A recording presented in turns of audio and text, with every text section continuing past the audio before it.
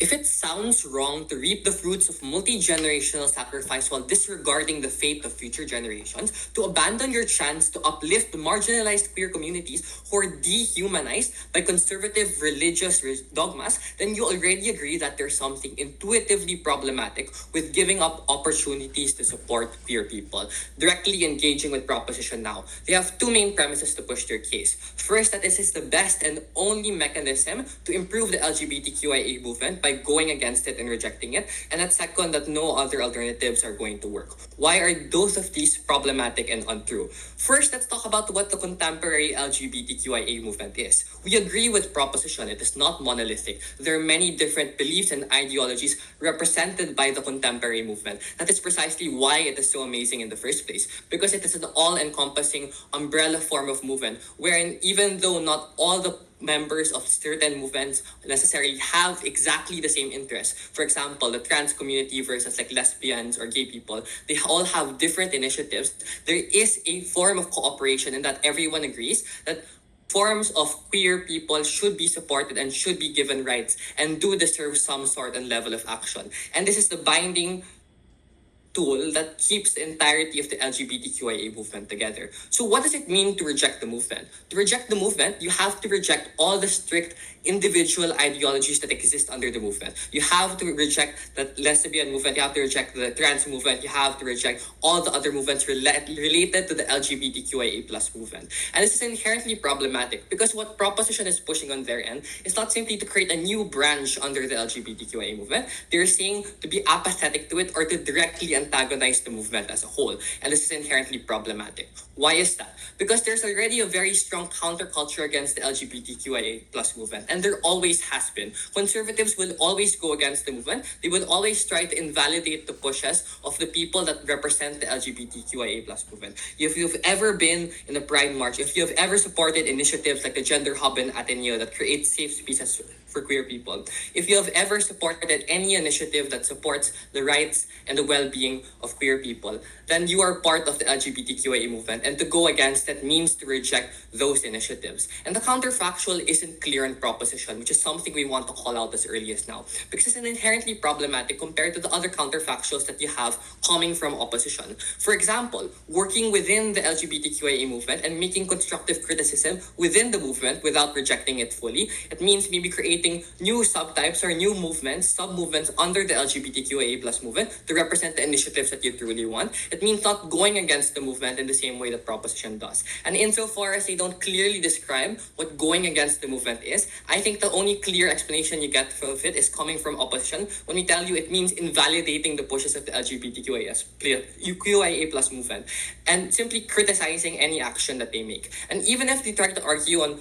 Proposition that this is necessarily constructive criticism, one, they also fail to, this is a soft clash, they fail to prove their burden of apathy or direct antagonism necessarily being something that is worth pushing for or is justified. But then two, they also don't explain why you can't do this within the movement itself and why it is necessary to reject the movement in order to make constructive criticism in the first place. So I think on those pushes, they're already losing. But then let's engage with the direct characterization that they give, rainbow capitalism. And I think rainbow capitalism is an example of external actors making use of narratives created by a movement for their own benefit. For example, if the feminist movement wants to empower women and a different company uses that narrative that women should be powerful to market their tools, it doesn't necessarily mean that that company is part of the movement as a whole. So we don't think rejecting the LGBTQIA plus movement means necessarily the only way to go against rainbow capitalism to begin with. But even if this is not true and rainbow capitalism is a part of contemporary movement,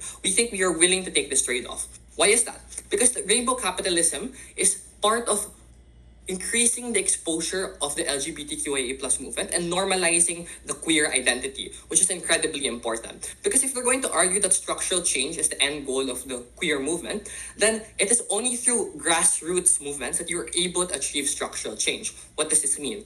This means getting the support of large swaths, a majority of the population, in order to support legal initiatives that are pushed in the legislative branches of government. For example, when it comes to bills that protect SOGI bill, for example, or like queer marriage. These are initiatives that can only succeed if there are large amounts of the voter population that are willing to support or at least acquiesce to politicians who are willing to push these initiatives forward. And this only comes with the normalization of queer people, because as long as religious dogmas exist in places like the Philippines, for example, or in the Middle East, and where it is not normal to be queer and you're ostracized for being queer, and there are no other mechanisms to speak out about it and to make it normal in the same way that large corporations do through, for example, Hollywood-esque movies, in terms of the narratives that they push in terms of their advertisements, and seeing the recognition of a large swath of the population, getting that achievement and that recognition otherwise is extremely hard. And they have to prove why we are willing to give up on rainbow capitalism simply to and give up on that form of exposure in terms of achieving structural change. And they don't provide us a clear counterfaction on how they're able to do it. So I don't see why you should buy the trade-off.